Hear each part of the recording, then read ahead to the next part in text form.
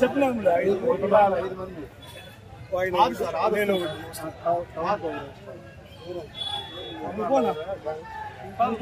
Chairman ఉన్నాడు, వాళ్ళంతా ఉన్నారు కదా సార్, వాళ్ళంతా రావాలి.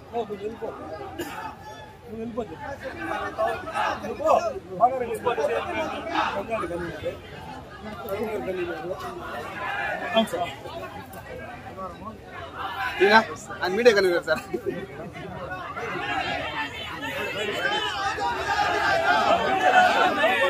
వచ్చేయండి.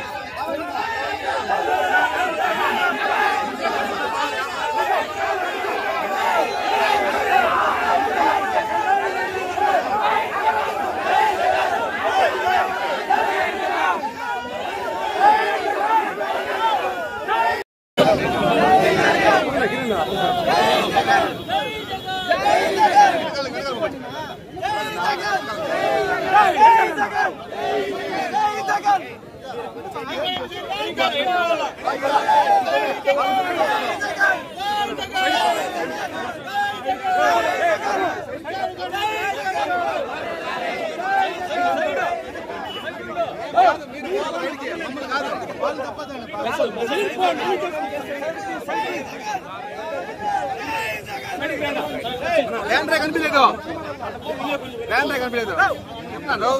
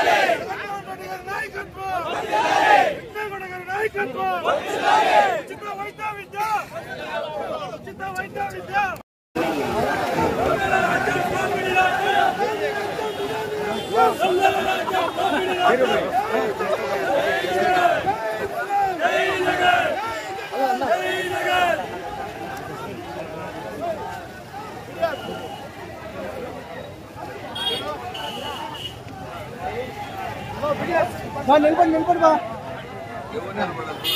నిలబడి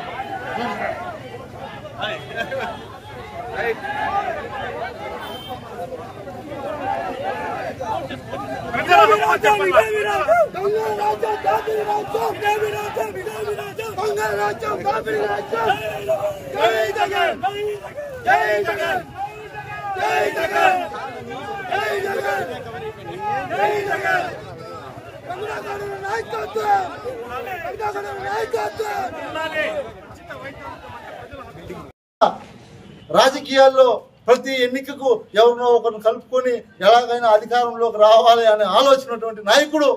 ఇలాంటి పథకాలకు జగన్మోహన్ రెడ్డి గారు ఏదైతే పథకాలు తీసుకొచ్చారో వాటికి అదే పథకాలకు పేర్లు మార్చుకోవడం, అదే బిల్డింగ్లకు పేర్లు మార్చుకోవడం. ఎందుకంటే వీటన్నిటినీ కూడా ప్రజలు గమనిస్తున్నారు. ప్రజలు ఏది చూస్తూ ఊరుకోరు, కాకపోతే వాళ్ళు అవకాశం రావాలి కదా, ఆ టైం కోసం వేచి చూస్తున్నారు అంతే ప్రజలు. ఖచ్చితంగా మీకు రాబోయే రోజుల్లో ప్రజలను మీరు ఎలా మోసం చేశారో దానికి రిప్లై ప్రజలే ఇస్తారని కూడా మీకు తెలియజేసుకుంటూ అందరికీ కూడా ప్రజల తరపున మేము ఒకటి కోరుతున్నాం. ఖచ్చితంగా ప్రైవేటీకరణని వెనక్కి తీసుకోకపోతే మేము ఎంత దూరమైనా వస్తాం, ఖచ్చితంగా సాధించి తీరుతామని కూడా తెలియజేస్తున్నాం. జై జగన్. పత్రికా విలేకరులకి, ప్రింట్ మీడియా వాళ్ళకి, సోషల్ మీడియా వాళ్ళందరికీ కూడా పేరు పేరున వందనాలు.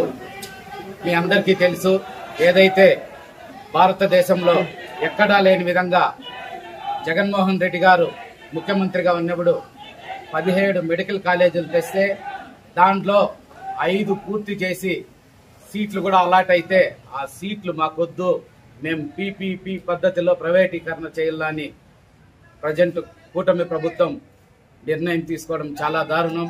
ఎంతో మంది పేద విద్యార్థులు మెడిసిన్ విద్య కోసం ఆస్తులమ్మి బయట దేశాలకు వెళ్లి చదువుకొని వచ్చే ఈ రోజుల్లో ఒక్కసారిగా 17 కాలేజీలు తెస్తే ప్రభుత్వం కేవలం 7,500 కోట్ల రూపాయలు ఈ రోజు వెచ్చిస్తే అన్ని మెడికల్ కాలేజీలు కూడా పూర్తవుతాయనే విషయం కూడా తెలుసుకోకుండా ప్రైవేటీకరణకు పోవడం చాలా బాధాకరం.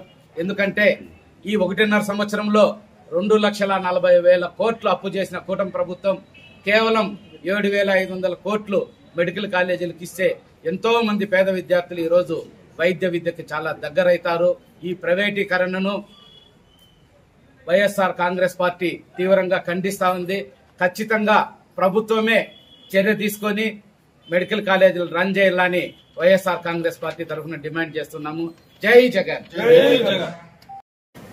అందరికీ నమస్కారం. ముఖ్యంగా ఇచ్చేసినటువంటి మీడియా సోదరులకు, print media and electronic media, అదేవిధంగా సోషల్ మీడియా అందరికీ కూడా పేరు పేరున ధన్యవాదాలు తెలియజేసుకుంటూ, ఈరోజు వైఎస్ఆర్ కాంగ్రెస్ పార్టీ అధ్యక్షులు జగన్మోహన్ రెడ్డి గారి పిలుపు మేరకు రాష్ట్ర వ్యాప్తంగా ఏదైతే ఈ కూటమి ప్రభుత్వం మెడికల్ కాలేజీలను ప్రైవేటీకరణ చేయాలని ఆదేశాలు జారీ చేసిందో దానికి వ్యతిరేకంగా ఈ రాష్ట్రం మొత్తం కూడా వైఎస్ఆర్ కాంగ్రెస్ పార్టీ శ్రేణులు, నాయకులు పెద్ద ఎత్తున ఈరోజు కార్యక్రమం చేపట్టి ప్రజల్లో ఒక అవగాహన తీసుకొని వచ్చే విధంగా ఈరోజు ఈ కార్యక్రమాన్ని చేపడుతున్నారు. మీరందరూ కూడా గమనించాలి. ప్రజలందరూ కూడా గతంలో ఎన్నికల సమయంలో ఇప్పటి ముఖ్యమంత్రి చంద్రబాబు నాయుడు గారు ఆ రోజు ప్రతిపక్షంలో ఉండి జగన్మోహన్ రెడ్డి గారు ఎన్నైతే చేశారో వాటికన్నా ఎక్కువ మేము చేస్తాం, సంపద సృష్టిస్తాం, సంపద సృష్టించేదే కాకుండా మీకు అందరికీ కూడా పంచిపెడతామని చెప్పడం జరిగింది. మనం అందరూ కూడా మాధ్యమాల్లో చూసాం. మేము ఈరోజు అడుగుతున్నాం, మీకు అధికారం ఇచ్చారు ప్రజలు, చంద్రబాబు నాయుడు కావచ్చు, వాళ్ళ కూటమి నాయకులు కావచ్చు, అందరినీ కూడా మేము ప్రశ్నిస్తున్నాం. ఆనాడు ఎంతో కష్టంతో జగన్మోహన్ రెడ్డి గారి రెక్కల కష్టంతో 17 మెడికల్ కాలేజీలు ఈ రాష్ట్రానికి తీసుకొచ్చారు. అంతకుముందు గతంలో మీరు ఎన్నోసార్లు ఈ రాష్ట్రానికి ముఖ్యమంత్రిగా ఉన్నా కూడా పేదలకు విద్య, వైద్యం అందించాలనే ఆలోచన ఎప్పుడూ కూడా మీకు రాలేదు. వచ్చింటే మీరు గతంలోనే తీసుకొచ్చి వైద్యం, విద్య ప్రజలకు ఖచ్చితంగా అవసరం ఉందని ప్రజలకు అందించేవారు. అందించకపోగా ఈరోజు జగన్మోహన్ రెడ్డి గారు కష్టపడి తెచ్చినటువంటి మెడికల్ కాలేజీలు, పూర్తి చేసినటువంటి 5 మెడికల్ కాలేజీలు, సగమైనటువంటి మెడికల్ కాలేజీలు, అదేవిధంగా దాదాపు ఒక 750 మెడికల్ సీట్లు అందుబాటులోకి వచ్చాయి. వాటిని కూడా మాకు వద్దు అని లేఖ పంపించినటువంటి ఘనత ఈ కూటమి ప్రభుత్వం అని తెలియజేస్తున్నా. అదేవిధంగా ఒకటి గుర్తుపెట్టుకోండి, ఏదో ఒక ఆంధ్ర రాష్ట్రంలో మాత్రమే ఈ ప్రభుత్వ ఏదైతే ఈరోజు వీళ్ళు ప్రైవేటీకరణ చేయాలనుకుంటున్నారో ఆ కళాశాలలు ఆంధ్రప్రదేశ్లో మాత్రమే కాదు అన్ని రాష్ట్రాల్లో కూడా ఉన్నాయి. ఏ రాష్ట్రం కూడా ఇలాంటి పని చేయడానికి ముందుకు రాలేదు. అప్పట్లో వచ్చినటువంటి రాష్ట్రాలు కూడా 2 ఉన్నాయి, గోవా, ఉత్తరాఖండ్. అప్పట్లో వాళ్ళు కూడా ఇలా ప్రైవేటీకరణ చేయాలంటే ఉద్యమాలు చేశారు ప్రజలు. ఖచ్చితంగా తెలియజేస్తున్నాం, ప్రజలారా, మీ ఆరోగ్యం, మీ పిల్లల భవిష్యత్తు మీరు కాపాడుకోవాలి అంటే ఈ రాష్ట్రంలో ప్రతి ఒక్కరూ బయటకు వచ్చి గొంతు విప్పి మీ గళాన్ని వినిపించాలి. అప్పుడైనా ఈ కూటమి ప్రభుత్వంలో ఉన్నటువంటి నాయకులకు చెవుల్లోకి ఎక్కి వెనక్కి తీసుకుంటారో వెనక్కి తగ్గుతారో అని ఆలోచిస్తున్నాం. ఎందుకంటే ఈ పీపీపీ పద్ధతిలో చేస్తే ప్రజలకు వైద్యం దూరం అవ్వడం ఖాయం. ఏ ఒక్క పేద పిల్లవాడు కూడా డాక్టర్ అవ్వడం అవకాశాలే ఉండవు. ఎందుకంటే ఇప్పుడు మన ప్రభుత్వం నడిపితే పేద విద్యార్థులకు అదేవిధంగా పేదలకు వైద్యం కానీ అదేవిధంగా డాక్టర్లు అయ్యే అవకాశాలు ఉంటాయి. దీన్ని ప్రైవేటీకరణ చేస్తే సామాన్య ప్రజలకు నష్టపోతారనేది ఒక ఉద్దేశంతో వైఎస్ఆర్ కాంగ్రెస్ పార్టీ ఈరోజు రాష్ట్ర వ్యాప్తంగా ఉద్యమాలుగా ఈరోజు చేస్తున్నారు తప్ప ఇది ఏది రాజకీయ లబ్ధి కోసం కాదని కూడా ప్రజలు గమనించాలి. ఈరోజు వాళ్ళు ప్రైవేటీకరణ చేసేంత మాత్రాన మాకేం నష్టం జరిగేది లేదు. గుర్తుపెట్టుకోండి, ఈ రాష్ట్రానికి ఈ రాష్ట్ర ప్రజలకు నష్టం జరుగుతుందని కూడా రాష్ట్ర ప్రజలందరూ గమనించి రోడ్లలోకి వచ్చి దీన్ని ఎలాగైనా సరే ఈ ప్రభుత్వాన్ని వెనుతిరిగే విధంగా మీరే కాపాడుకుంటేనే ఖచ్చితంగా ఈ రాష్ట్ర ప్రజలకు అందరూ కూడా మంచి జరుగుతుందని కూడా తెలియజేస్తున్నాం.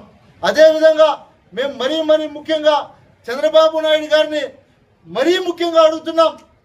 మీరు అధికారంలోకి వచ్చి 18 నెలలైంది. మీరు చేసినటువంటి అప్పులు ఎంత, మీరు చేసినటువంటి అభివృద్ధి ఎంత, మీరు ఇచ్చినటువంటి పథకాలు ఎంత? జగన్మోహన్ రెడ్డి గారు ముఖ్యమంత్రిగా ఉన్నప్పుడు 18 నెలల్లో చేసినటువంటి అప్పు లెక్కలు తీసుకోండి. ఆ రోజు ఆ 18 నెలల్లో గ్రామాల్లో జరిగిన అభివృద్ధి తీసుకోండి. ఆ 18 నెలల్లో పేద విద్యార్థుడికి విద్య అందించినటువంటి నాడు నేడు అనే కార్యక్రమం ద్వారా విద్యను అందించినటువంటి సంఘటన తెలుసుకోండి. అదేవిధంగా నాడు నేడు అని హాస్పిటల్ రూపురేఖలు మార్చినటువంటి ఘనత జగన్మోహన్ రెడ్డి గారిది. ఈ 18 నెలల కాలంలో మీరు ఏం చేశారని మేము అడుగుతున్నాం. కేవలం మీరు కావచ్చు, మీ కూటమి ప్రభుత్వంలో ఉన్న నాయకులు కావచ్చు, అప్పులు చేస్తూ కేవలం ఒక రాజధాని పేరు చెప్తూ అప్పులు చేస్తున్నారు తప్ప ఏ జిల్లాలో అయినా లేదా ఏ నియోజకవర్గంలో అయినా ఇలాంటి ప్రాజెక్టులు తీసుకొచ్చాం, మేము ఇలా డెవలప్ చేశాం, లేదో ఏ పథకం ద్వారా అయినా సరే ఈ అక్క చెల్లెమ్మలకు మంచి చేశాం, లేదా ఈ మైనార్టీ సోదరులకు మంచి చేశాం, లేదా ఈ ఎస్సీ ఎస్టీ సోదరులకు మంచి చేశాం, లేదా బీసీలకు మంచి చేశాం, ఎవరికైనా సరే మేము అడుగుతున్నాం. ఈరోజు మీరు ఆ రోజు ఊదర కొట్టినటువంటి మాటలు ఆ రోజు మాధ్యమాల ద్వారా ప్రతి ఒక్క పౌరుడికి మీ గొంతు వినిపించారు. మేము అధికారంలోకి వస్తే జగన్మోహన్ రెడ్డి కన్నా ఎక్కువ సంపాదిస్తాం, మేము ఎక్కువ సంపద సృష్టి చేసి మీకు అందరికి కూడా పంచి పెడతామని. ఆ సృష్టి అంతా ఎక్కడికి వెళ్ళింది చంద్రబాబు నాయుడు గారు అని అడుగుతున్నాం మేము. ఇంతవరకు ప్రజలు అందరూ కూడా ఏది చూస్తున్నారు, అయ్యా 18 నెలలు అయిపోయింది, ఈ రోజు చేస్తారా, రేపు చేస్తారా, లేదా బయటకు వస్తే మా మీద ఏమైనా కేసులు పెడతారా, ఏమైనా ఇబ్బంది పెడతారా అని గొప్పని వాళ్ళు ప్రాణాలు అరిచేతుల్లో పెట్టుకొని బయటికి రాలేక మిమ్మల్ని అడగలేక మా లాంటి వాళ్ళు కనిపించినప్పుడు అయ్యా మేము మోసపోయామని బాధపడుతున్నారు తప్ప మీ దగ్గర ఏమీ చేయలేక ఎదురు చూస్తున్నారు. ఒకటి గుర్తుపెట్టుకోండి, ఏదైతే మీకు మ్యాండేట్ ఇచ్చినటువంటి ప్రజలు ఉన్నారో అదే ప్రజలు అన్నీ గమనిస్తున్నారు. ఈ రాష్ట్ర ప్రయోజనాలన్నింటినీ కూడా తుంగలో తొక్కి మీరు చేస్తున్నటువంటి ప్రతి ప్రవర్తనని కూడా ప్రజలు గమనిస్తున్నారు. గుర్తుపెట్టుకోండి, ఖచ్చితంగా రాబోయే రోజుల్లో తగిన బుద్ధి మీకు ప్రజలే తెలియజేస్తారని కూడా నేను మరీ ముఖ్యంగా తెలియజేస్తున్నా. అదేవిధంగా ఈ పోరాటం కోసం మేము ఎంత దూరమైనా వెళ్తాం. ఖచ్చితంగా ఎవరైతే మా జగన్మోహన్ రెడ్డి గారు చెప్పినట్లు ఎవరైతే వీటిని రేపొద్దునే ప్రైవేటీకరణ చేసుకున్నా ఈ రాష్ట్రానికి కాబోయే మళ్ళీ ముఖ్యమంత్రి జగన్మోహన్ రెడ్డి గారు ముఖ్యమంత్రి అవుతారు. వాటిని తీసుకొని మళ్ళీ ప్రభుత్వంలో విలీనం చేసుకుంటారని కూడా హెచ్చరించడం మనం అందరం కూడా చూసాం. ఖచ్చితంగా మీరు ఇంకా ఒకటి గమనించవచ్చు, మీడియా సోదరులు కావచ్చు, ప్రజలు కానీ, జగన్మోహన్ రెడ్డి గారు సచివాలయాలు తీసుకొచ్చారు. ఎంతో కష్టపడి సచివాలయాన్ని కడితే విజన్ యూనిట్ అంట. నాకు ఎంత నవ్వు వస్తుందంటే 40 సంవత్సరాల అనుభవం ఉన్నటువంటి ఒక